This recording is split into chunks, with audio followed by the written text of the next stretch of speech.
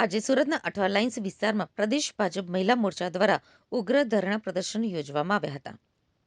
મહિલા મોરચાના અગ્રણીઓએ આક્રોશ વ્યક્ત કરતા જણાવ્યું હતું કે જ્યારે ભારત વિશ્વ મંચ ઉપર ટેકનોલોજી અને આર્ટિફિશિયલ ઇન્ટેલિજન્સ ક્ષેત્રે પોતાની શક્તિનું પ્રદર્શન કરી રહ્યું છે, ત્યારે રાહુલ ગાંધીએ આ સમિટને હાસ્યાસ્પદ કહી પોતાની દેશ વિરોધી માનસિકતા છતી કરી છે.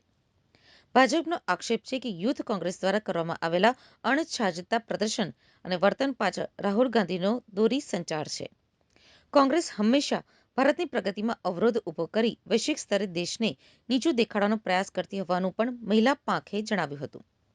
ગુજરાત ભાજપ પ્રદેશ મહિલા મોરચાના અધ્યક્ષ અંજુબેન વેકરિયાએ આ પ્રસંગે આકરા શબ્દોમાં પ્રતિક્રિયા આપતા કહ્યું કે એઆઈ સમિટમાં આંતરરાષ્ટ્રીય પ્રતિનિધિઓ અને મહિલાઓની હાજરીમાં જે પ્રકારનું વર્તન કરવામાં આવ્યું છે તે ભારતની સંસ્કૃતિને કલંક લગાડનારું છે. રાહુલ ગાંધીએ દેશની જનતા અને ખાસ કરીને મહિલાઓની માફી માંગવી જોઈએ. રાજનીતિમાં મર્યાદા હોવી જોઈએ, પરંતુ કોંગ્રેસના નેતાઓ તમામ સીમાઓ ઓળંગી ગયા છે. જ્યારે દેશના વિકાસ અને પ્રતિષ્ઠાની વાત હોય ત્યારે પક્ષવાદ ભૂલીને સાથે ઊભા રહેવાને બદલે કોંગ્રેસે શરમજનક કૃત્ય કર્યું છે. વધુમાં અંજુબેન વેકરિયાએ જણાવ્યું હતું કે ભારતીય સંસ્કૃતિમાં મહિલાઓની મર્યાદા જાળવવી એ પાયાનો સંસ્કાર છે.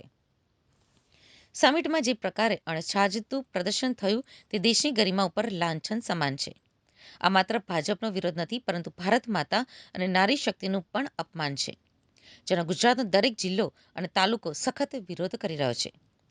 તેમણે અન્ય પક્ષોની મહિલાઓને પણ આ અપમાન સામે અવાજ ઉઠાવવા આહવાન કર્યું હતું. અઠવા લાઇન્સ ખાતેના ધરણા કાર્યક્રમમાં પોલીસના ચુસ્ત બંદોબસ્ત વચ્ચે મહિલાઓએ કલાકો સુધી વિરોધ પ્રદર્શન ચાલુ રાખ્યું હતું.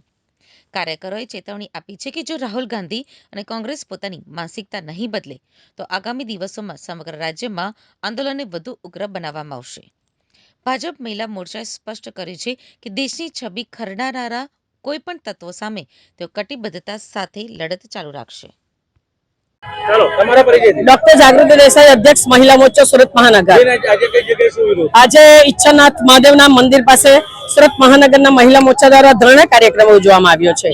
આ ધરણા કાર્યક્રમ રાહુલ ગાંધી અને એમના કાર્યકર્તાઓ દ્વારા એઆઈ સમિટમાં જે વિરોધ પ્રદર્શન કરવામાં આવ્યું અને જે હિંસ કૃત્ય કરવામાં આવ્યું એના માટે મહિલાઓ વિરોધ કરે છે.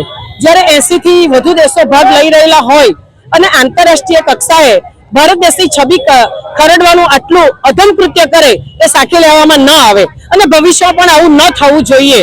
આજે ભારત વિશ્વગુરુ બનવા જઈ રહ્યું છે, ત્યારે આવા કોંગ્રેસની નીચી માનસિકતા અને એમના વિચારોની નબળી સ્થિતિ આપણને દર્શાવે છે કે આ પાર્ટી અત્યારે શું કાર્ય કરી શકે. તમે જોઈ શકો છો. ગઈકાલે બી કોંગ્રેસ દ્વારા વિરોધ કરવામાં આવ્યું છે, એમાં એસટી ફાઇલનો ઉલ્લેખ કરાયો છે. કોંગ્રેસો કોઈ પણ બાબત પકડીને એનો વિરોધ કરે છે, એમના અસ્તિત્વ જ હવે જોખમમાં છે, એટલે દરેક વસ્તુનો એવો વિરોધ નોંધાવે છે. અને આ જ વિરોધ અત્યારે દેશભરમાં અને બીજે પણ ચર્ચા ચાલી રહી છે કે જ્યારે એઆઈ સમિટ જેવું ગૌરવપૂર્ણ આપણે ત્યાં ચાલી રહેલું હોય અને તમે વિરોધ કરો. એઆઈ સમિટની અંદર કોંગ્રેસ યુથના કાર્યકર્તાઓ દ્વારા રાહુલ ગાંધી દ્વારા જે પ્રકારના વિરોધ થયો છે, અર્ધનગ્ન સ્થિતિ, આ ખૂબ જ દેશને માટે શરમજનક છે. દેશની દુનિયામાં જે પ્રકારની એક આગળ ઓળખ ઊભી થયેલી છે, આ ઓળખને લાંછન લગાવવાનું કાર્ય કોંગ્રેસના કાર્યકર્તાઓએ રાહુલ ગાંધીએ કરેલું છે. આ સમિટની અંદર જે પ્રકારના આંતરરાષ્ટ્રીય પ્રમુખો પણ હાજર હતા, ત્યાં અમારી મહિલાઓ પણ હાજર હતી. આ ભારતીય સંસ્કૃતિ નથી.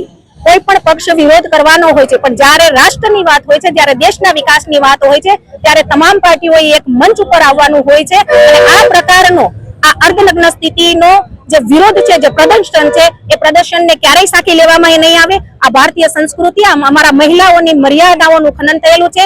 ત્યારે આપના માધ્યમથી રાહુલ ગાંધીને હું કહેવા માંગીશ, કોંગ્રેસ પાર્ટીને હું કહેવા માંગીશ કે આપણે દેશ અને દેશની નારીઓની માફી માંગવી જોઈએ.